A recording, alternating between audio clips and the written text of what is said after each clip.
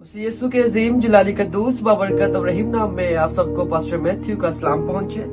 मैं खुदावंद का शुक्रगुजार हूँ क्योंकि वो भला है, उसकी शफकत अब्दी है और उसका प्यार निराला है।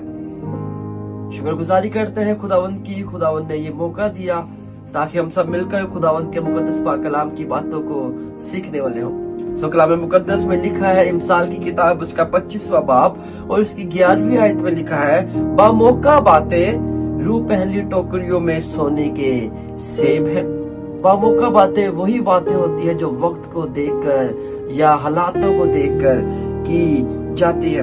कलाम मुकद्दस में हमें बहुत सारे ऐसे हवालाजात मिलते हैं जो हमें सिखाते हैं कि हमें अपनी जिंदगी को कैसे बसर करना है। लेकिन आज हम खुदावंद के मुकद्दस पाक कलाम में से सीखने को है इबादत के मुतालिक। किसके मुतालिक? इबादत के मुतालिक। जी हाँ, इबादत के मुतालिक हम खुदावंद के मुकद्दस पाक कलाम में से सीखने को है। मेरे अजीजों, इबादत यानी प्रेयर जिसको हम कहते हैं, वर्शिप कहते हैं, इबादतें दो किस्म की होती है। एक रस्मी इबादत होती है और दूसरी हकीकी इबादत होती है। जो रस्मी इबादत होती है उससे इंसान अपने आप को सेटिस्फाइड करता है, इंसान को उस रस्म की इबादत के वसीला से बरकत मिलती है। जो हकीकी इबादत होती है उससे आपके वसीला से दूसरों को बरकत मिलती है।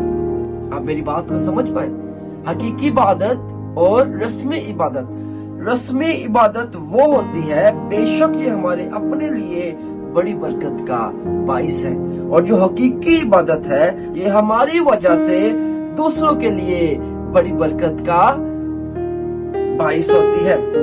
खरूज की किताब उसका 23वां बाब और उसकी 25 से लेकर अगर हम 28वीं आयत तक मुतालिया करते हैं तो यहाँ पर हमें बहुत सारी बातों के मुतालिक पता चलता है। कलाम मुकद्दस कहता है, खुदा कहता है, तू मेरी इबादत करना।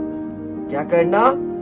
तू मेरी इबादत करना, मैं तेरी रोटी और पानी पर बरकत दूंगा। आइए, कलाम मुकद्दस आपको और मुझे कहता है, सुनने वालों को कह रहा है, सुनाने वालों को कह रहा है, तू मेरी इबादत करना, मैं तेरी रोटी और पानी पर बरकत दूंगा। ये खुदा का वादा है आपके साथ, मेरे साथ, कुल जहां के साथ। जितने लोग दुनिया में बसते हैं जो कलाम मुकद्दस पर ईमान लाते हैं, नहीं लाते, खुदा का कलाम कहता है, तू मेरी इबादत करना, मैं तेरी रोटी और पानी पर बरकत दूंगा, मैं तेरे बीच से बीमारियों को दूर कर दूंगा। अब जो बॉडी के अंदर जो बीमारियां पाई जाती हैं, हेड से लेकर टो फुट तक बहुत सारी इंसान को बीमारियां पाई जाती है, जिसके अंदर डिप्रेशन है, हाइपरटेंशन है, जिसके अंदर आपको डायबिटीज है, जिसके अंदर आपको जॉइंट पेन है, जिसके अंदर आपको बैकिक है, जिसके अंदर आपको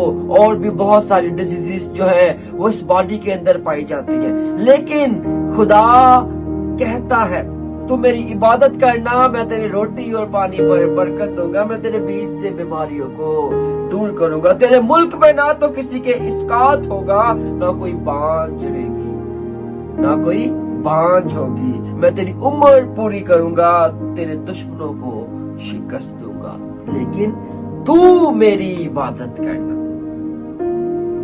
यहाँ पर हमें समझने की जरूरत है। पहले ढूंढो तुम उसकी बादशाही, आहा, पहले हमें खुदा की